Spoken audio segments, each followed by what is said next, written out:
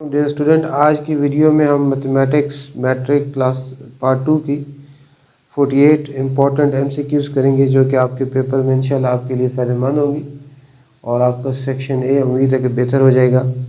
तो चैनल को ज़रूर सब्सक्राइब करें, आगे वीडियो शेयर भी करें ताकि और बच्चों को भी फ़ायदा हो सके। तो इसमें 48 एमसीक्यूज़ हैं, उनका हम सॉल्व करते हैं।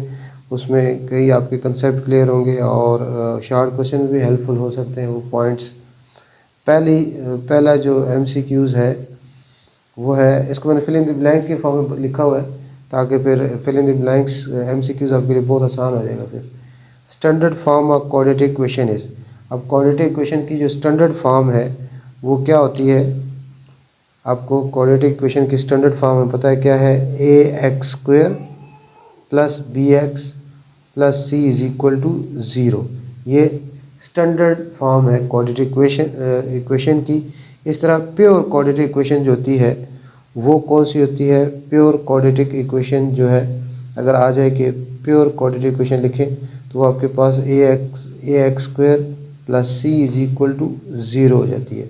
ये स्टैंडर्ड क्वाड्रेटिक इक्वेशन है और pure quadratic equation a x square plus c is equal to zero हो जाता है। उसके बाद नेक्स्ट है, सेकंड है, the number of method to solve quadratic equation. Quadratic equation को सॉल्व करने कितने मेथड हैं? इसको बाय फैक्टराइजेशन हम सॉल्व कर सकते हैं, bye completing square method find कर सकते हैं और बाय यूजिंग क्वाड्रेटिक फार्मूला इसको सॉल्व कर सकते हैं। तो 3 मेथड्स हैं क्वाड्रेटिक इक्वेशन को सॉल्व करने। कितने मेथड हैं? 3 मेथड्स हैं। उसके बाद नेक्स्ट है, the solution set of under root x plus 7 is equal to 2। इसका सोल्यूशन सेट क्या होगा? इसको हम इस तरह करें, अंडर रूट एक्स प्लस 7 उस साइड पे जाएगा, 2 माइनस 7, तो under root x is equal to क्या आ गया? -5। अब अंडर रूट का साइन, रेडिकल साइन मौजूद हो और लेफ्ट साइड पे सिर्फ माइनस हो तो ऐसा पॉसिबल नहीं होता। तो इस तरह की सिचुएशन जब आएगी, रेडिकल साइन लेफ्ट साइड मौजूद और राइट साइड पे नेगेटिव साइन हो तो इसकी सोल्यूशन क्या होती है? एम्प्टी हो जाती है। इसकी रियल नंबर में इसकी सोल्यूशन क्या हो जाएगी? एम्प्टी हो जाएगी। उसके बाद नेक्स्ट है, a root of an equation which do not satisfy the equation। ऐसा रूट इक्वेशन का जो इक्वेशन को सेटिस्फाई ना करे उसको क्या कहते हैं? वो आपका एक्सट्रीनियस रूट कहलाता है। उसको हम एक्सट्रीनियस रूट कहते हैं। उसके बाद नेक्स्ट है, fifth, if alpha beta are the roots of this equation, यानी इस इक्वेशन के अल्फ़ा बीटा का रूट्स है, देन हमें 3 अल्फ़ा प्लस 3 बीटा और 4 अल्फ़ा बीटा की वैल्यू हमने फाइंड आउट करनी है। तो इसके लिए हमें रफ वर्क करना पड़ेगा। ये इक्वेशन है जिसके रूट्स क्या है? अल्फ़ा और बीटा है और हमने 3 अल्फ़ा और 3 अल्फ़ा प्लस 3 बीटा और 4 अल्फ़ा बीटा की वैल्यू हमने बतानी है। तो हमारे पास इक्वेशन क्या है? 3x square minus 2x plus 5 is equal to 0। तो इसको स्टैंडर्ड क्वाड्रेटिक इक्वेशन से कंपेयर किया जाए तो a की वैल्यू क्या आ जाएगी? 3, b की वैल्यू आ जाएगी -2 और c की वैल्यू आ जाएगी 5। अब अल्फ़ा बीटा इसके रूट्स हैं तो sum of root alpha plus beta आपको पता है इक्वल होता है -b/a। Sum of root of quadratic equation वो एक होता है -b/a। तो यहाँ आपके पास alpha plus beta is equal to, b की वैल्यू -2 है तो माइनस मल्टीप्लाई माइनस प्लस 2 हो जाएगा और a की वैल्यू 3 है तो ये 2/3 हो जाएगा। और product of root alpha beta equal to होता है c/a और c हमारे पास क्या है? 5 है और c 5 है, a 3 है, 5/3। अब हमने किसकी वैल्यू बतानी है? 3 अल्फ़ा प्लस 3 बीटा की। तो इसमें 3 कॉमन लिया जा सकता है, पीछे अल्फ़ा प्लस बीटा आ जाएगा। अब अल्फ़ा प्लस बीटा की वैल्यू हमने निकाल ली है, वो है 2/3। अल्फ़ा प्लस बीटा की वैल्यू हमने निकाली है 2/3, 3 के साथ कैंसिल हो जाएगा तो इसकी वैल्यू क्या आ गई? 2 आ गई। यानी 3 alpha plus 3 beta is equal to क्या आ गया? 2। तो 3 alpha plus 3 beta is equal to क्या आ जाएगा? 2। उसके बाद 4 अल्फ़ा बीटा की बतानी है तो 4 अल्फ़ा बीटा, तो 4 आ गया और अल्फ़ा बीटा हमारे पास की वैल्यू क्या है? उसकी 5/3। तो ये इसमें अब कटिंग नहीं होती, 4 5 20 हो जाएगा और 1 3 3 तो 20/3। इसकी वैल्यू क्या आ जाएगी? 20/3। उसके बाद नेक्स्ट है 6, roots of the equation 4x² minus 5x plus 2 equal 0 are.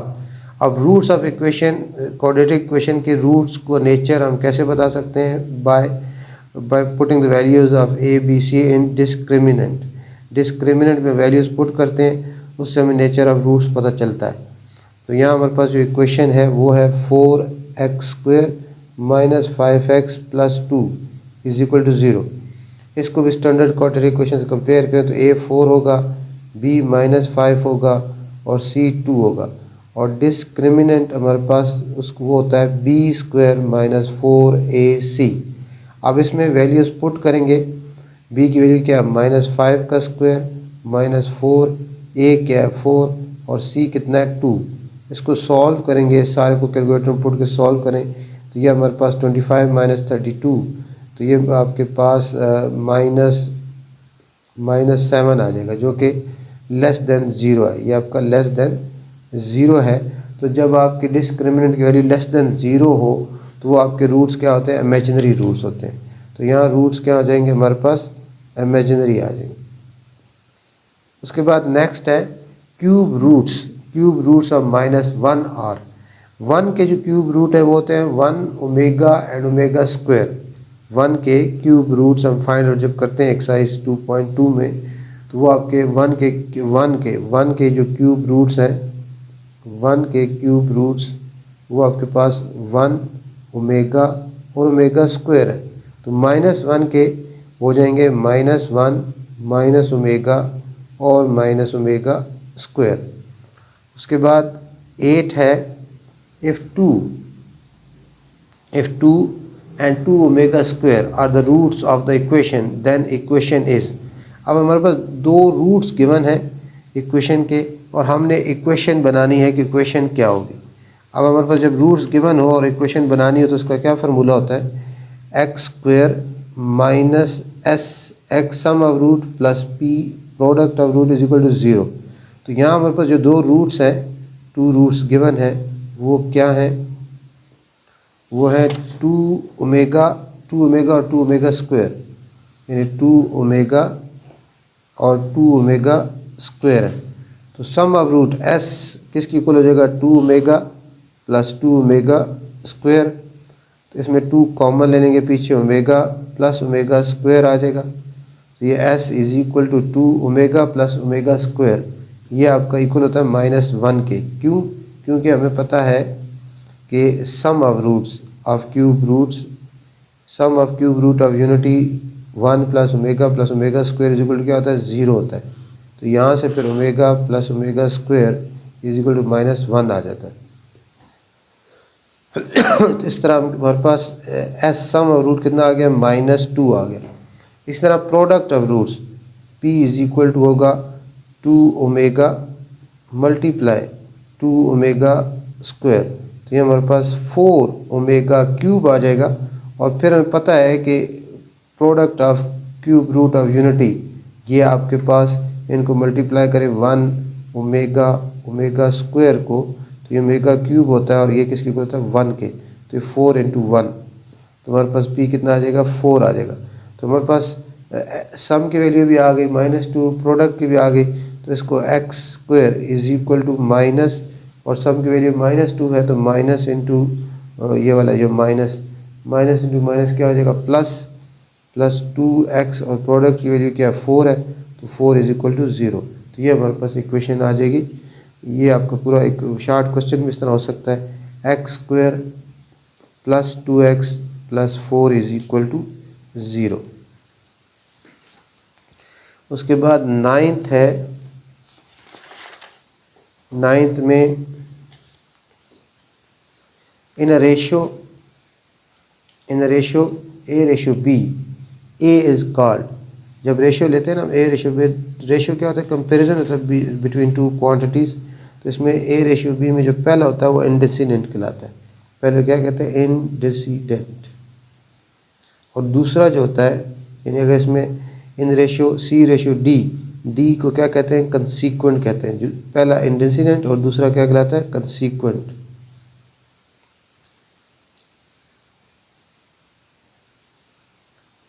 उसके बाद नेक्स्ट है 11th if x by y is equal to y by z is equal to k, then x किसके इक्वल होगा। अब यहाँ हमारे पास क्या गिवन है, x by y is equal to y by z is equal to k by 1 लिख सकते हैं इसको। तो ये x by y is equal to k by 1 है, क्रॉस मल्टीप्लिकेशन करें तो x इज इक्वल टू क्या हो जाएगा, y k। इसी तरह y by z is equal to है k बाय 1, क्रॉस मल्टीप्लिकेशन होगा तो y इज इक्वल टू क्या हो जाएगा, z k। अब यहाँ इस x equal to y k में y की वैल्यू पुट कर दें तो x is equal to y किसकी इक्वल है, z k। तो यहाँ क्या आ जाएगा, z k इंटू k। तो ये हमारे पास आ जाएगा x is equal to z k square. तो यहाँ हमारे पास x क्या आ जाएगा, z k स्क्वायर। उसके बाद नेक्स्ट है 12, if a by b is equal to c by d then componendo property is. Componendo property में क्या किया जाता है, a by b is equal c by d है तो इस पर कोपिडेंडो प्रॉपर्टी लगाएंगे तो ये हो जाएगा a plus B ratio b is equal to c plus D ratio d। और अगर डिविडेंडो होती तो यहाँ क्या आता, माइनस आता। अगर डिविडेंडो प्रॉपर्टी होती तो a minus B ratio b c minus D ratio d। और ये a ratio a plus B भी हो सकता है और c ratio c plus D भी हो सकता है। तो कोपिडेंडो प्रॉपर्टी में प्लस होता है और डिविडेंडो में क्या होता है, माइनस होता है। उसके बाद 13 है, the third proportional of 12 and 4 is. 12 और 4 का थर्ड प्रोपोर्शनल हमने फाइंड करना है। थर्ड प्रोपोर्शनल जब दो दिए गए वैल्यू तो थर्ड प्रोपोर्शनल फाइंड करना हो तो इसमें सेकंड वैल्यू को दो दफ़ा लिखते हैं और थर्ड जो हमने जो भी सपोज करें वेरिएबल वो हम फाइंड आउट कर सकते हैं। जिस तरह आप थर्ड प्रोपोर्शनल फाइंड करना है 12 और 14 का, तो 12 रेशो 4 प्रोपोर्शन 4 रेशो x। अब इसमें product of extreme, product of means, तो ये हमारे पास 12x इज इक्वल टू 4 4 16, तो x is equal to 16 by 12 और ये आपके पास आ जाएगा 4 बाई 3। तो थर्ड प्रोपोर्शनल इसमें आपके पास 4 बाई 3 आ जाएगा। उसके बाद नेक्स्ट है a fraction in which the degree of the numerator is greater or equal to the degree of denominator is called। यानी ऐसी अलजेब्रिक फ्रैक्शन जिसमें न्यूमरेटर की डिग्री ग्रेटर हो या इक्वल हो डिग्री ऑफ डिनोमिनेटर के, तो उसको क्या कहते हैं, वो आपकी इम्प्रॉपर फ्रैक्शन कहलाती है। जैसे इस तरह हो एक्स क्यूब प्लस 1 हो और डिनोमिनेटर में आपके पास x into x square minus 1 हो, तो अब इसकी डिग्री 3 है और x और एक्स स्क्वायर मल्टीप्लाई कर 3 हो जाएगा, तो इसकी डिग्री दोनों की क्या है, इक्वल है। ये इम्प्रॉपर फ्रैक्शन है। या इस तरह हो x cube plus x square plus 1 हो और डिनोमिनेटर में आपके पास एक्स स्क्वायर प्लस 1 हो। अब इसमें न्यूमरेटर की डिग्री ज़्यादा है, डिनोमिनेटर की कम है, ये भी आपकी इम्प्रॉपर फ्रैक्शन है। ये क्या आपकी इम्प्रॉपर फ्रैक्शन है। उसके बाद 15 है पार्शियल फ्रैक्शन। अब ये उसी तरह का है, ये आपके पास इसकी डिग्री ऊपर न्यूमरेटर में डिग्री 3 है और डिनोमिनेटर में x into x square x square हो जाएगा, इसकी स्क्वायर है तो यह 2 है डिग्री। ये आपकी इम्प्रॉपर फ्रैक्शन है। इसको हमें किस फॉर्म में लिखना है, इसको हम कैसे लिखेंगे, ये हमारे पास देखें x cube by plus 1 by ये एक्स माइनस 1 एक्स प्लस 1 से आएगा एक्स स्क्वायर माइनस 1। अब ये इम्प्रॉपर फ्रैक्शन है, इसको हम डिवाइड करेंगे। पहले इसको प्रॉपर फ्रैक्शन में चेंज करेंगे, मिक्स नंबर की जिस तरह हम लिखते हैं तो उस तरह लिखेंगे। एक्स स्क्वायर किससे मल्टीप्लाई करेंगे, एक्स क्यूब बाय एक्स से, ये एक्स क्यूब आ जाएगा और प्लस माइनस एक्स लिख लेंगे यहाँ और ये साइन चेंज होंगे, ये साइन चेंज हो गए, कैंसिल हो गए, तो ये हमें पास क्या आ गया, एक्स प्लस 1 आ गया, एक्स प्लस 1। तो ये आपकी इसकी डिग्री कम है और इसकी डिग्री क्या ज़्यादा, ये प्रॉपर में चेंज हो गया। इसको अब लिखा कैसे जाता है, इसको लिखेंगे एक्स, ये अब हमने क्वेश्चन लिख लिया, उसके बाद प्लस का साइन, फिर रिमाइंडर और फिर डिवाइज़र एक्स स्क्वायर माइनस 1 और इसको लिखा जा सकता है एक्स प्लस 1 एक्स माइनस 1। और इसको फिर हम किस तरह लिखेंगे, इसको लिखते हैं पार्शियल फ्रैक्शन में x plus a by x plus 1 और plus b by x minus 1। तो इसको इस फॉर्म में लिखा जा सकता है। तो यहाँ हम लिखेंगे x plus a by x plus 1 plus b by x minus 1। उसके बाद नेक्स्ट है 16, ये Cartesian product x cross y. ये दिए गए हैं A B A C A D A. अब इसमें x क्रॉस y है तो इसमें जो पहला एलिमेंट है इसमें ऑर्डर पेयर में वो x को बिलोंग करता है। इसमें अगर x पूछा जाता है आपसे तो x क्या होता है ए बी सी डी, और y जो दूसरा एलिमेंट है रेंज ए तो ये y से बिलोंग करता है। तो y यहाँ क्या होना है, सिर्फ a ही होना है, इसमें बार बार इसको लिखने की ज़रूरत नहीं है। उसके बाद नेक्स्ट है आपके दो ऑर्डर पेयर है 3a - 2, b - 1 equal to a - 7, 2b + 5। इसमें b की वैल्यू बतानी है आपने। ये ऑर्डर पेयर है तो इसमें x का जो x की इक्वल है और y जो है वो y की इक्वल है। इसमें x की इक्वल और y की इक्वल है, तो इसमें हम दोनों बता सकते हैं। अगर आप a पूछा हो तो a भी बता सकते हैं और b पूछा हो तो b अगर बताना है तो b भी बताया जा सकता है। इसमें b पूछा गया है तो इसमें होगा b - 1 equal to 2b + 5, b - 1 equal to 2b + 5। तो इसको शिफ्ट करेंगे लेफ़्ट साइड पे, b - 2b is equal to 5 + 1, तो -b इज इक्वल टू 6, तो b इज इक्वल टू -6 हो जाएगा। ये माइनस लेफ़्ट साइड पे शिफ्ट हो जाता है, तो ये b आपके पास कितना आ गया -6, ये -6 आ गया। उसके बाद नेक्स्ट है if a is subset of b, यानी a b का क्या है सबसेट है, a b का क्या है a b का सबसेट है, देन a - b, a के वो एलिमेंट जो कि b में ना हो। इसका मतलब a के सारे एलिमेंट b में हैं, a के all element of b present in b। Now we want to find the elements of a which are not present in b. Here we can say that all a is subset of b, all element of a are present in b, so a - b, there is no element which is not present in b। एक ऐसा कोई element जो कि b में नहीं है, इसलिए a - b क्या होगा एम्प्टी होगा, कब, जब a b का सबसेट होगा।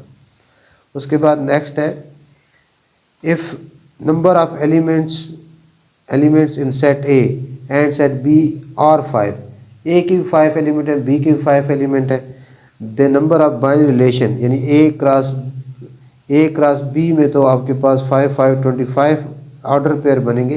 लेकिन यहाँ नंबर ऑफ बाइनरी रिलेशन पूछ रहा है, और नंबर ऑफ बाइनरी रिलेशन किसकी होता है 2 पावर में क्या आता है, जो a क्रॉस b के जो ऑर्डर पेयर होते हैं वो आ जाते हैं, 2 पावर 25 आ जाएंगे। उसके बाद 20th है, इसमें हमने बताना है द रिलेशन ऑफ 1, ये एक रिलेशन है, इसमें ऑर्डर पेयर 1 2 है, 2 3 है, 3 4 है, ये फंक्शन है कि नहीं है। अब इसमें देखें आपके पास इसकी डोमेन क्या 1 2 3 है, और डोमेन में कोई एलिमेंट रिपीट नहीं हो रहा, और इसलिए डोमेन में जब कोई एलिमेंट रिपीट ना हो रहा हो, वो किसी डोमेन अब जिसमें से ये रिलेशन लिए उसकी इक्वल है, तो ये आपका फंक्शन है। इट इज़ अ फंक्शन, ये आपका फंक्शन है। और आगे डिटेल अगर डायग्राम बनी तो फिर आप बता सकते हैं कि आपका ऑन टू फंक्शन, और ऑन टू फंक्शन जो होता है वो क्या होता है बाइजेक्टिव फंक्शन होता है। उसके बाद 21 है, इसमें हमने बताना है कि द शोन डायग्राम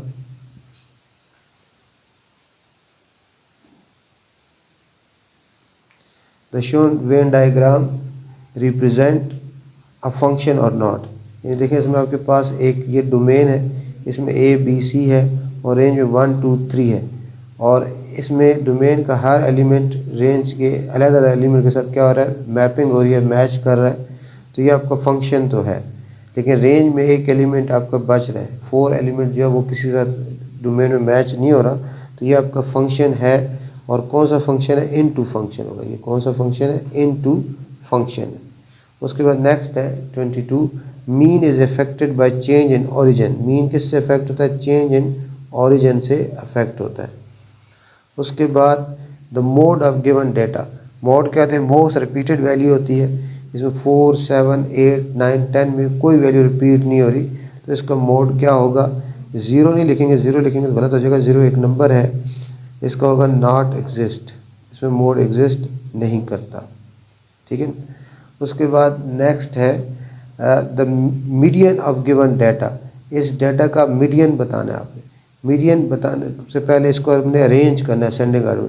सबसे स्मॉलर वैल्यू 2 है, उसके बाद 5 है, उसके बाद 6 है, फिर 7 है, फिर 9 है, फिर 12 है। अब इसमें आपका मीडियन जो है, मीडियन कौन से जो दरमियान वाली वैल्यू जो डाटा को 2 इक्वल पार्ट में डिवाइड करती है, तो इसमें टोटल वैल्यू कितनी है 1 2 3 4 5 1 2 3 4 5 6।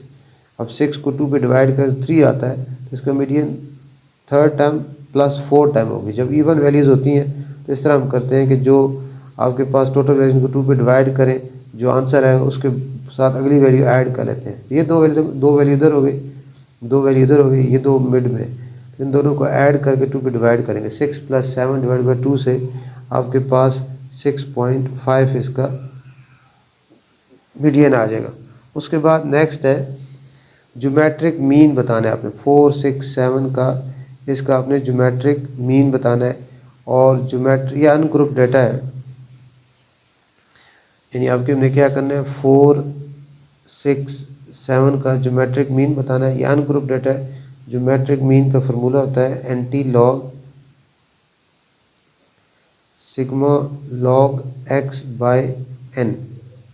यानी ये हमारे पास अब जो है इसमें ये x क्या है 4 है, 6 है, 7 है, और आगे हमने इसमें अपने इनका लॉग लेना है। आगे लॉग x 4 का इसका हमें लॉग लेना है किसका 4 का लॉग क्या हो जाएगा 0.6020। उसके बाद लॉग लेना है 6 का लॉग 0.777815। उसके बाद लॉग लेना है 7 का, ये 0.8451। और इसमें कितनी वैल्यूज़ है 1 2 3 वैल्यूज़ है, n कितना हो जाएगा 3 हो जाएगा। अब इनको ऐड कर लेना है हमने, क्योंकि हमें सिग्मा लॉग x चाहिए, तो इनको हमने ऐड करना है। इन सब वैल्यूज़ को हमने ऐड करना है, तीनों वैल्यूज़ को ऐड करेंगे।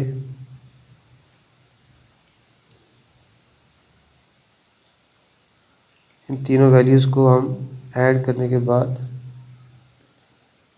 ये हमारे पास 2.2252 ये हमारे पास इसका सम आ गया।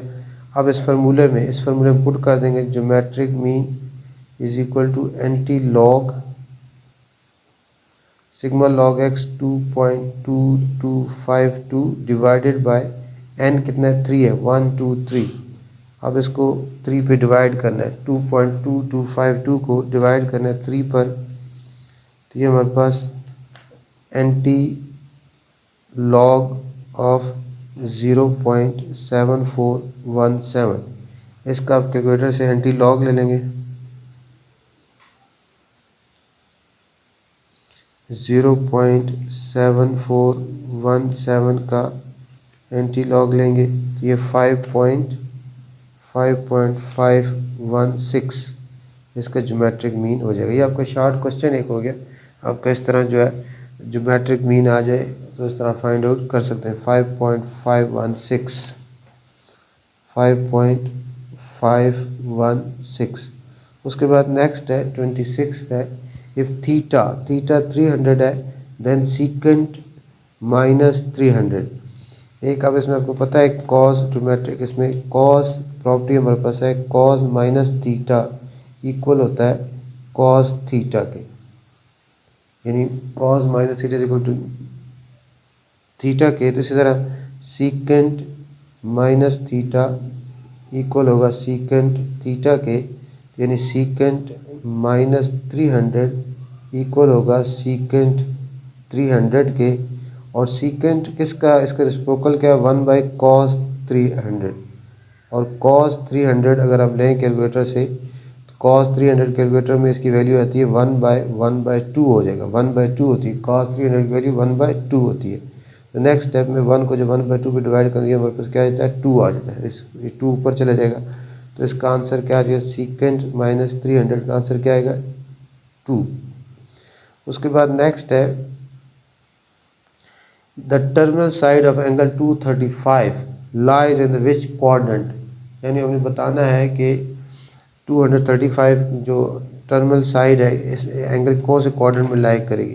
तो हमें पता है कि ये आपके पास first quadrant, second, third, fourth, ये फर्स्ट है, ये सेकंड है, ये थर्ड है और ये फोर्थ है। अब यहाँ स्टार्ट हो गया तो ये क्या हो गया 90 हो गया, 90 प्लस 90 कितना हो गया 80 हो गया। अब ये 235 है, अगर फुल को 180 में 90 ऐड करते तो 270 होता। तो इसका मतलब ये आपके पास ये 235 इसमें थर्ड क्वाड्रेंट में ही आता है। 235 कौन से क्वाड्रेंट में आता है? थर्ड में। उसके बाद नेक्स्ट है साइन स्क्वायर 3 थीटा बाई 2 और plus cos square 3 theta by 2, ये किसके इक्वल होगा? ये 1 के इक्वल होगा। क्यों? क्योंकि हमें पता है कि sine square theta plus cos square theta is equal to क्या होता है 1। अब यहाँ थीटा, यहाँ कोई वैल्यू भी हो, लेकिन साइन स्क्वायर और यहाँ कुछ भी हो वो किसके इक्वल होता है? 1 के ही इक्वल होता है। उसके बाद है 3 पाई बाई 4 रेडियन कितने डिग्री की इक्वल होगा? तो यह हम रिवाइज कर लेते हैं। हमें पता है कि 180 degree 180 degree to pi radian होता है। तो इससे आप 1 degree is equal to pi by 180 radian होता है। यानी डिग्री को अगर आपने पाई में रेडियन में कन्वर्ट करना हो तो पाई 180 से मल्टीप्लाई करेंगे।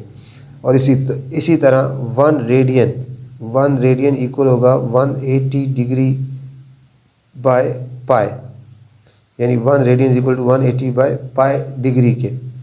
तो अब हमने यहाँ क्या करना है, हमने रेडियन को डिग्री में कन्वर्ट करना है। और कितने रेडियन को कन्वर्ट करना है? 3 पाई बाय 4 को। तो यानी आपने ये आपका 3 पाई बाय 4 रेडियन कितने डिग्री की इक्वल होगा? 3 पाई बाय 4 को मल्टीप्लाई करना है आपने 180 बाय पाई से। पाई के साथ कट जाएगा, 4 1 ज़र 4 4, 45 ज़र 180 और 45 3 ज़र 135। तो ये कितना आ जाएगा? 135 आएगा। जब भी आपने रेडियन से डिग्री से रेडियन में कन्वर्ट करना हो तो इस रिलेशन को याद रखते हुए आप जो है कन्वर्जन ये कर सकते हैं। यहाँ आ जाएगा 135। उसके बाद नेक्स्ट है 30th है, as shown in the figure find the distance between parallel chords A B and C D. ये दो कॉर्ड्स हैं, यानी इस तरह क्या गिवन है आपके पास, एक सर्कल है, ये एक सर्कल है, उसकी एक कॉर्ड ये ए बी है और दूसरी कॉर्ड यहाँ सी डी है और ये दरमियान में सेंटर है। और इस सर्कल का, ये सर्कल के सेंटर से सर्कल किसी पॉइंट तक जो डिस्टेंस रेडियस होता है वो कितना गिवन है? 5। ये 5 हो गया। और ये जो कॉर्ड है, इस कॉर्ड की लेंथ जो है वो आपके पास ए बी कॉर्ड 6 है। चलिए हम नीचे बना दिए इसको, ये 6 लिख देते हैं। और सी डी कॉर्ड 8 है, वो यहाँ लिख देते हैं। और ये जो है ये हमारे पास ये भी रेडियस होगा और ये भी कितना होगा? 5 होगा। अब हमने दोनों कॉर्ड्स के दरमियान जो डिस्टेंस है, ये डिस्टेंस ये लेट्स सपोज इसको हम ये x कह देते हैं और यहाँ ये डिस्टेंस को y कह देते हैं। x y डिस्टेंस फाइंड करना है हमें। यहाँ एक प्रॉपर्टी पता है कि जो सर्कल के सेंटर से कॉर्ड के ऊपर होता है परपेंडिकुलर, वो कॉर्ड क्या करता है? बाइसेक्ट करता है। यहाँ इस तरह का निशान भी होना चाहिए था। ये इसको क्या करता है? बाइसेक्ट करेगा। ये हमारे पास 3 आ जाएगा और ये भी इसको बाइसेक्ट करेगा, तो ये कितना आ जाएगा? 4 आ जाएगा। तो हमारे पास ये दो राइट एंगल ट्रायंगल बन गई हैं। इसमें ये 90 के अपोजिट ये हाइपोटेन्यूस है, इस 90 के अपोजिट ये हाइपोटेन्यूस है। तो इसमें हमने पाइथागोरस थ्योरम यूज़ करते हुए इस OX को और OY को हम फाइंड आउट कर सकते हैं। इस ट्रायंगल में इन राइट एंगल ट्रायंगल AXO, ये हमारे पास ये हाइपोटेन्यूस है। 5 का स्क्वायर इक्वल हो जाएगा 3 स्क्वायर प्लस OX स्क्वायर, ये 25 और ये 9 प्लस OX स्क्वायर, ये 25 minus 9 is equal to OX square. तो OX square is equal to 16, square root ले लें तो OX आपके पास कितना आ जाएगा? 4 सेंटीमीटर आ गया। इसी तरह हम जो है ओ वाई भी फाइंड कर सकते हैं। ओ वाई यानी ओ इस ट्रायंगल में ये आपका यही वही 5 हाइपोटेन्यूज है, 5 square is equal to 4 square plus O Y square, तो ये 25 और ये आपके पास 16 ओ वाई स्क्वायर, तो ओ वाई स्क्वायर आपके पास 25 माइनस 16, तो ओ वाई स्क्वायर आपके पास आ गया 9 स्क्वायर। अब स्क्वायर रूट ले लें तो इसकी वैल्यू क्या आ गया आपके पास, ओ वाई जो है वो हमारे पास 3 आ जाता है। तो ओ एक्स 4 आ गया, ओ एक्स ये 4 आ गया और ये 3 आ गया, तो दोनों पैरेलल लाइन का जो डिस्टेंस है एक्स वाई वो 3 + 4 हो जाएगा, 7 सेंटीमीटर हो जाएगा। ये कितना आ जाएगा हमारे पास, यानी इन parallel lines distance between parallel chords A B and C D is 7 centimetre. उसके बाद नेक्स्ट है 31, right bisector of the chord of circle always passes through the, ये थ्योरम जो 9th थ्योरम है उसका थ्योरम 2 और 3 की बात है। यानी इसमें देखिए एक सर्कल आपके पास हो और एक कॉर्ड हो, ये उसकी कॉर्ड है ए बी, तो इसका जो राइट बाइसेक्टर कौन सा होता है, जो कि इसको 2 इक्वल पार्ट में डिवाइड करे और उसके ऊपर परपेंडिकुलर भी, यानी ये पार्ट इक्वल और ये 90 डिग्री एंगल बना रहा हो, तो ये राइट बाइसेक्टर जो हमेशा आपका सर्कल के सेंटर से पास होता है। ये सर्कल के कहाँ से पास होता है, सेंटर से, ये हमेशा सर्कल के सेंटर से पास होगा। उसके बाद नेक्स्ट है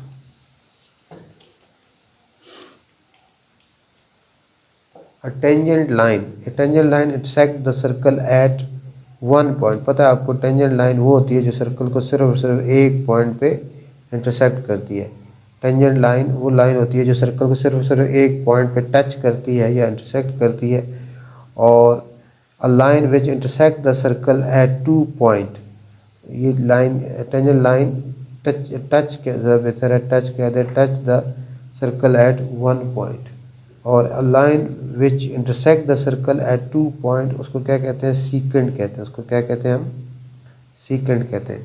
उसके बाद नेक्स्ट है what is the diameter length of the drawn circle. ये जो सर्कल है इसमें हमने इसकी डायमीटर बताना है। आगे 34th fill in blanks MCQs है, what is the diameter length of the drawn circle. ये हमारे पास एक फिगर है, इसमें इस सर्कल का डायमीटर फाइंड करना है हमने, और इसमें ये 2 टेंजेंट है, ए पी टेंजेंट है और बी पी टेंजेंट है। ये आपका थ्योरम 3 है चैप्टर नंबर 10 का, कि अगर सर्कल के पॉइंट आउटसाइड पॉइंट से अगर 2 टेंजेंट ड्रा की जाए वो लेंथ में इक्वल होती हैं। और ये 90 के अपोजिट ओ पी हाइपोटेन्यूज है, तो इसमें आप जो है ये ओ ए पी, ये ओ ए पी आपके पास राइट एंगल ट्रायंगल है, यानी ये आपके पास O A P right angle triangle है और ओ बी पी भी राइट एंगल ट्रायंगल है। और इसमें 90 के अपोजिट ये ओ ए हाइपोटेन्यूज है और बी इसमें ये दोनों ट्रायंगल के लिए हाइपोटेन्यूज है।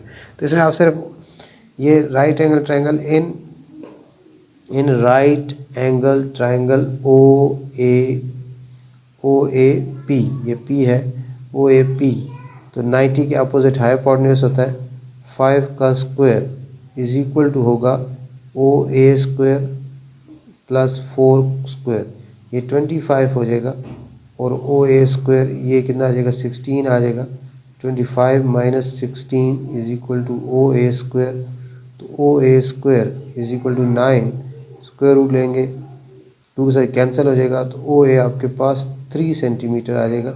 ये इसका रेडियस है, ये इसका ओ ए रेडियस है सर्कल का, तो इसका जो डायमीटर है वो ट्वाइस ऑफ रेडियस होता है, तो 2 × 3 6 सेंटीमीटर इसका डायमीटर आ जाएगा। तो इसका डायमीटर कितना होगा 6 सेंटीमीटर। उसके बाद नेक्स्ट है, ये भी सर्कल से रिलेटेड ही है, इसमें इस फिगर में ये डी सी और ए बी एक दूसरे के पैरेलल है, हमने ये वाला एंगल ACD एंगल फाइंड करना है, ये वाला एंगल फाइंड करना है। ये देखें फिगर में दोबारा बनाई है, इसमें DC और AB पैरेलल है, ये एंगल 120 है और ये एंगल आपने फाइंड करना है तो इसमें आपको पता है कि ओ ए सर्कल का रेडियस है और ओ सी भी सर्कल का रेडियस है। तो ये आपके पास ट्रायंगल ए ओ सी ये आइसोसेलेस ट्रायंगल बन जाएगी, क्योंकि ये ओ ए और ओ सी बराबर है। तो ये एंगल और ये वाला एंगल भी बराबर होंगे, इक्वल होंगे। और ये एंगल 120 है, तो पीछे इन दोनों एंगल का सम 180 में से 120 माइनस कर 60 रह गया। और ये दोनों एंगल इक्वल है और दोनों एंगल्स का सम सिर्फ 60 है। तो इसको 2 पे डिवाइड करेंगे, यानी आपके पास ये वाला जो एंगल है वो कैसे आ जाएगा, 60/2 से 30 डिग्री आ जाएगा। ये एंगल कितना आ गया, 30 डिग्री। अब आपके पास आपको पता है कि डी सी और ए बी पैरेलल है, तो ये आपके पास देखें, ये आपके पास जी बन रहा है। और आपको पता है ये वाला एंगल और ये वाला एंगल क्या होते हैं, अल्टरनेट एंगल होते हैं। तो एंगल ए सी डी आपके पास कितना आ जाएगा, 30 डिग्री आ जाएगा। तो एंगल ए सी डी इसमें कितना आ जाएगा आपके पास, 30 डिग्री। उसके बाद नेक्स्ट है, if a chord of circle subtend his central angle of 60 degree, then the length of the chord and the radial segment are। ये अब इस तरह है कि अगर एक कॉर्ड, यानी आपके पास एक सर्कल में एक कॉर्ड जो है उसका सेंट्रल एंगल 60 डिग्री है। यानी इस तरह अगर आप एक बनाएं, सर्कल बनाएं और एक कॉर्ड है, ये उसकी कॉर्ड है और उसका जो सेंट्रल एंगल है, यानी ये जो सेंट्रल एंगल है इस कॉर्ड का, ए बी कॉर्ड है, इसका सेंट्रल एंगल ये 60 है। ये एंगल कितना है, 60 है। तो ये अब हमने रिलेशन बताना है कि ये जो रेडियल सेगमेंट और कॉर्ड्स इनके दरमियान क्या रिलेशन होगा। तो ये आपके पास ओ ए सर्कल का रेडियस है, ओ बी सर्कल का रेडियस है, ये दोनों क्या होंगे, आपस में इक्वल होंगे। तो ये वाला एंगल, ये एंगल और ये एंगल भी इक्वल होंगे, ये आइसोसेलेस ट्रायंगल बन जाएगी।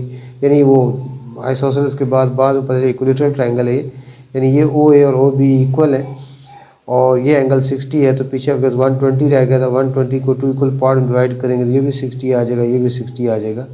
तो ये आपके पास इक्विलेटरल ट्रायंगल बन गया। इसका मतलब है ए बी ओ आर क्या है, इक्वल है। यानी अगर एक कॉर्ड है जिसका सेंट्रल एंगल 60 हो तो उस वक्त फिर जो है सेंट्रल एंगल से वो कॉर्ड और जो रेडियल सेगमेंट है उनकी लेंथ क्या होती है, आपस में इक्वल होती है। तो यहाँ क्या आएगा, इन if a chord of circle subtend a central angle of 60, then the length of the chord and the radial segment are equal। वो लेंथ में क्या होंगे, इक्वल होंगे। उसके बाद नेक्स्ट है, an arc subtend a central angle of 40 degree. अगर एक आर का सेंट्रल एंगल 40 है तो उसकी क्रॉसपॉन्डिंग जो कॉर्ड है उसका भी सेंट्रल एंगल 40 ही होगा। यानी इसमें ये इस तरह ये बात है कि अगर आपके पास ये एक सर्कल है, ये भी थ्योरम है आपका, ये एक सर्कल है, एक आर्क है, ये आर्क है, ये ए बी आर्क है और इसका सेंट्रल एंगल लेट्स सपोज ये 40 है, ये 40 है। तो ये जो कॉर्ड होगी ए बी, तो इसका भी सेंट्रल एंगल क्या होगा, 40 होगा। तो इस तरह दोनों के क्या होंगे, इक्वल होंगे। उसके बाद angle inscribed in a semi circle is called, angle inscribed in semi circle. Semi circle कौन सा होता है, ये भी आपका एक रिजल्ट यूज़ होता है। यानी ये आपके पास अगर एक सर्कल है, ये उसका सेंटर है ओ, तो ये आपके पास एक कॉर्ड है और या ये एक आर्क है, इसका ये सेंट्रल एंगल है। ये सेंट्रल एंगल कितना हो गया, 180 हो गया।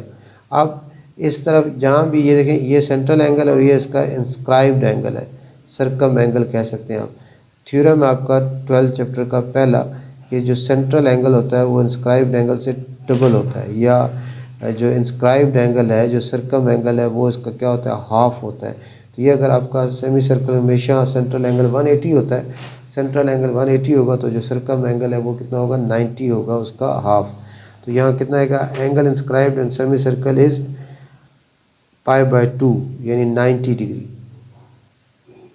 उसके बाद नेक्स्ट है, given that O is a centre of the circle. ये ओ क्या है, सर्कल का सेंटर है। The angle marked x will be, यानी एंगल जो मार्क एक्स और वाई वो कितने होंगे। ये यहाँ में दोबारा फिगर बनाई हुई है, इसमें ये आपका इसका सेंटर है और यहाँ से देखें जैसा भी अभी बात की, हमने जो बात की वही बात। तो ये इसका ये आर्क समझ लें, ये ए बी आर्क है, इसको पॉइंट सी कह दें, इसको डी कह दें। तो ये ए बी आर्क है, इसका सेंट्रल एंगल ये है एक्स, और ये जो एंगल है ये इंस्क्राइब्ड एंगल है। ये जो सरकम एंगल भी कहते हैं, सरकम एंगल है यहाँ, ये सरकम एंगल है। और ये सरकम एंगल जो होता है ये इसका सेंट्रल एंगल का क्या होता है, हाफ होता है।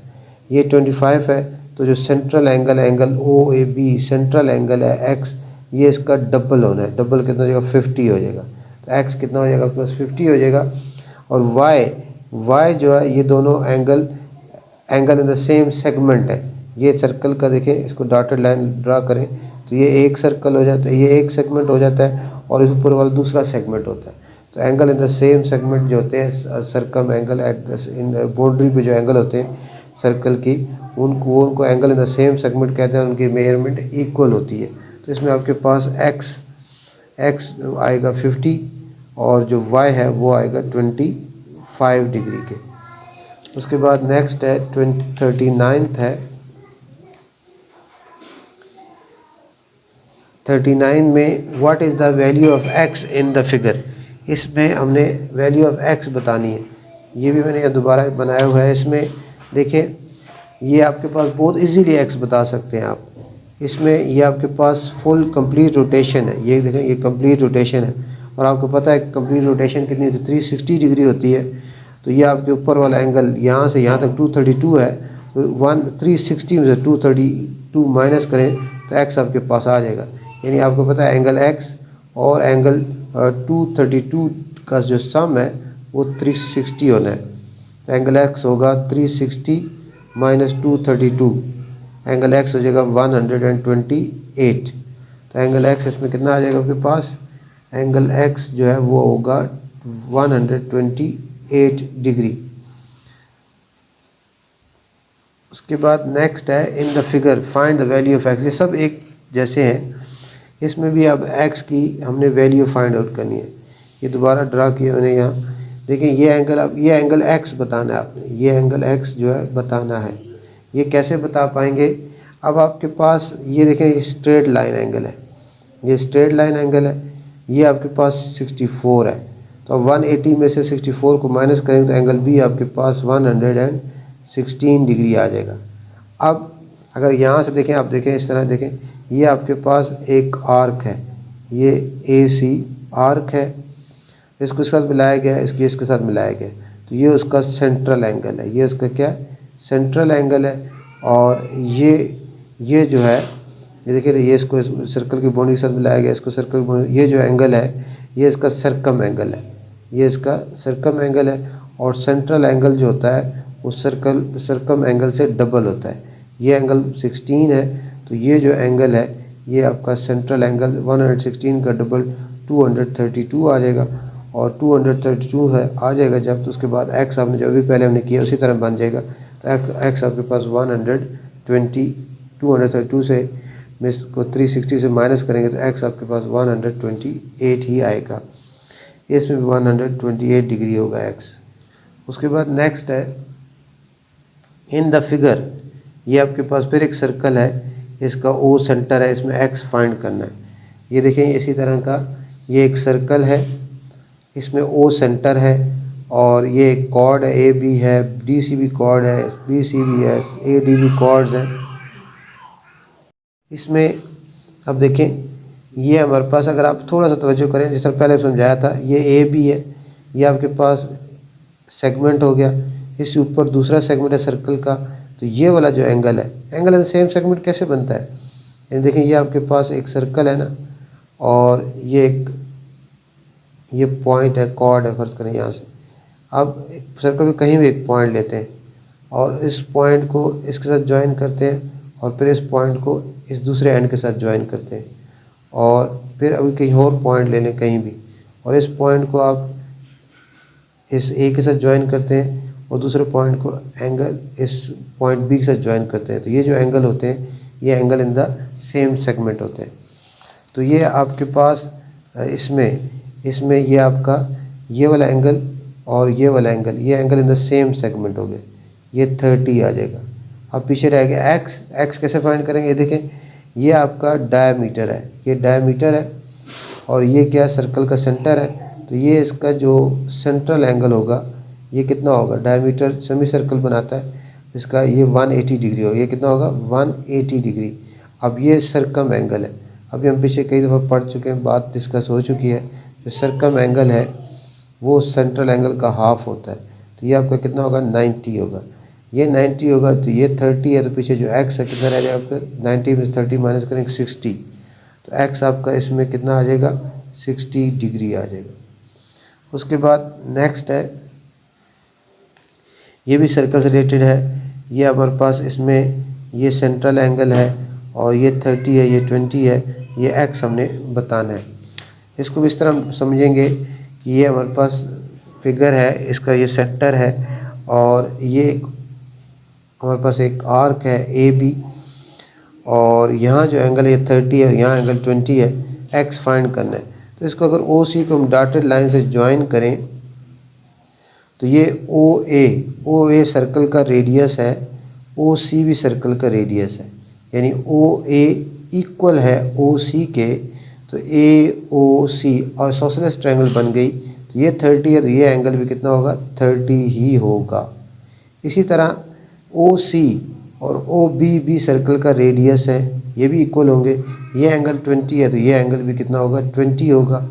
अब ये फुल एंगल कितना बन गया आपका, ये फुल एंगल इन दोनों को प्लस किया तो कितना हो गया 50, और ये आपका सर्कम एंगल है और ये उसका सेंट्रल एंगल है। अब जो सेंट्रल एंगल और सर्कम एंगल कितना होता है डबल होता है, तो x आपके पास कितना आ जाएगा 100 डिग्री आएगा। x कितना आएगा 100 डिग्री, तो यहाँ x आपके पास क्या आ गया 100 डिग्री की इक्वल आ गया। उसके बाद 43 है, the centre of inscribe circle. Centre of inscribe circle क्या कहलाता है, इन सेंटर कहलाता है। सेंटर ऑफ इंस्क्राइब सर्कल क्या कहलाता है, इन सेंटर कहलाता है। और the centre of circumscribe circle, उसको क्या कहते हैं सर्कम सेंटर कहते हैं, उसको क्या कहेंगे सर्कम सेंटर कहेंगे। उसके बाद the measure of the external angle of regular hexagon, किसी भी रेगुलर पॉलीगन के एक्सटर्नल एंगल का मेजरमेंट इक्वल होती है 360/n। अब यहाँ क्योंकि ये n आपके पास क्या है हेक्सागन है, हेक्सागन का मतलब होता है 6, तो इसका मतलब इसको 6 पे डिवाइड करेंगे तो ये आपके पास 60 डिग्री आ जाएगा। इसके बाद the measure of the internal angle of regular octagon. Internal angle find करने का फॉर्मूला होता है n-2 × 180 डिवाइडेड बाय n। तो यहाँ n आपके पास कितना है, ऑक्टागन का मतलब होता है 8 - 2 × 180 डिवाइडेड बाय 8, तो ये हमारे पास आ जाएगा 6 × 180 डिवाइडेड बाय 8। ये 2 3s are 2 4s are 4 1s are 4 45s are और 45 3s आर 135 डिग्री आ जाएगा। उसके बाद नेक्स्ट है, how many common tangent can be drawn for 2 touching circle. ऐसे 2 सर्कल जो एक दूसरे को टच कर रहे हैं उसमें कितनी टेंजेंट ड्रा की जा सकती है। ये देखेंगे अगर आपके पास एक सर्कल है और दूसरा ये सर्कल जो एक दूसरे को टच कर रहे हैं, तो इसमें कितनी कॉमन टेंजेंट, ये 2 डायरेक्ट कॉमन टेंजेंट ड्रा की जा सकती हैं और एक तरह टेंजेंट जो इनको इस तरह टच कर रही हो, इनके जो टचिंग पॉइंट पे वहाँ टेंजेंट ड्रा की जा सकती है। तो 2 ऐसे 2 सर्कल जो टच कर रहे हो उसकी कितनी कॉमन टेंजेंट ड्रा की जा सकती हैं 3। और नॉन जो ऐसे सर्कल जो टच ना कर रहे हैं उसकी कितनी टेंजेंट ड्रा की जा सकती हैं। ये अगर आपके पास एक सर्कल है और ये दूसरा सर्कल है तो इस पर 2 डायरेक्ट ये और ये डायरेक्ट कॉमन टेंजेंट इस तरह ड्रा की जा सकती हैं और 2 इस तरह ट्रांसवर्स कॉमन टेंजेंट ड्रा की जा सकती है। तो टोटल कितनी हो जाएंगी 4। जो नॉन टचिंग सर्कल है उसकी कितनी कॉमन टेंजेंट ड्रा की जा सकती हैं 4। उसके बाद है 2 circles can not cut each other at more than dash point. यानी 2 सर्कल जो एक दूसरे को, देखें ये एक सर्कल है दूसरा ये सर्कल, ये दूसरे को कट कर रहे हैं इंटरसेक्ट कर रहे हैं, तो ये एक दूसरे कितने पॉइंट पे इंटरसेक्ट कर रहे हैं 2 पॉइंट पे। 2 से ज़्यादा पॉइंट पे एक दूसरे को इंटरसेक्ट नहीं कर सकते। तो 2 circles can not cut each other at more than 2 points. 2 points ज़्यादा एक दूसरे को इंटरसेक्ट नहीं कर सकते। उसके बाद एक और क्वेश्चन है एक्सरसाइज का ही है, वो भी कर लेते हैं।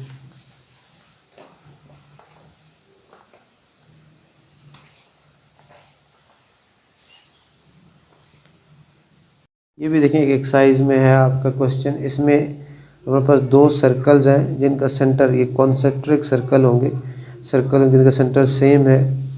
इसमें आपके पास इस बड़े सर्कल का रेडियस जो है वो 5 सेंटीमीटर है OB, और इस छोटे सर्कल का रेडियस जो है वो 2.5 सेंटीमीटर है। और ये एक टेंजेंट है जो कि इस छोटे सर्कल को पॉइंट C पे टच कर रही है। AB टेंजेंट है, AB टेंजेंट है, और दूसरे बड़े सर्कल की एक कॉर्ड बन जाएगी AB। इसमें AB की लेंथ हमने बतानी है। तो हमें पता है कि जो रेडियल सेगमेंट होता है वो टेंजेंट पे हमेशा परपेंडिकुलर होता है, इसलिए 90 डिग्री का एंगल बन गया। इसमें हमने पूरी कॉर्ड AB की लेंथ बतानी है, और ये भी पता है कि सर्कल के सेंटर से जो रेडियल सेगमेंट होता है वो कॉर्ड को क्या करता है, बाइसेक्ट करता है, यानी AC और BC क्या होंगे, बराबर होंगे। और ये हमारे पास राइट एंगल ट्रायंगल है। इन राइट एंगल ट्रायंगल, कौन सी राइट एंगल ट्रायंगल है, OCB। इसमें ये 90 के अपोजिट, ये क्या हाइपोटेन्यूस है, यानी 5 का स्क्वायर इक्वल हो जाएगा, ये 2.5 है, 2.5 का स्क्वायर प्लस x का स्क्वायर।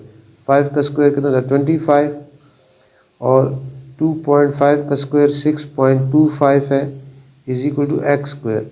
तो x स्क्वायर आपका इक्वल हो जाएगा 25 माइनस 6.25।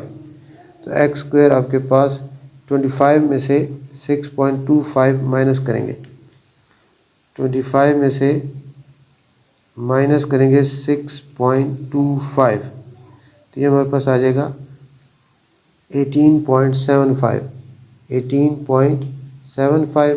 अब स्क्वायर ख़त्म करने के लिए स्क्वायर रूट ले लेंगे, ये कैंसिल हो जाएगा। तो x इज इक्वल टू, अब आपने स्क्वायर रूट लेना है 18.75 का, 18.75 का स्क्वायर रूट ले लेंगे, और ये हमारे पास आ जाएगा 4.33। अब ये x 4.33 आ गया, और जो कॉर्ड है वो इसका डबल होगी, क्योंकि AC भी 4.33 होगा, क्योंकि रेडियल सेगमेंट जो होता है, जो कि सेंटर सर्कल के सेंटर से जो परपेंडिकुलर होता है, वो कॉर्ड को क्या करता है, कॉर्ड AB को बाइसेक्ट करेगा। तो ये कॉर्ड AB की लेंथ आपके पास 4.33 मल्टीप्लाई 2, ये 6 और 8.66 सेंटीमीटर हो जाएगी। तो इस तरह ये जो है आपकी कुछ इम्पोर्टेंट MCQs थे, रिजल्ट थे, ये जो सर्कल से रिलेटेड प्रॉब्लम्स हैं जो कि आपके सेक्शन B भी हेल्पफुल हो सकती हैं। तो ये मैंने कर दी है, उम्मीद आपके लिए फ़ायदेमंद होंगी। इनको अच्छी तरह समझें ताकि पेपर आपका बेहतर हो सके, और चैनल को ज़रूर सब्सक्राइब करें और आगे शेयर करें।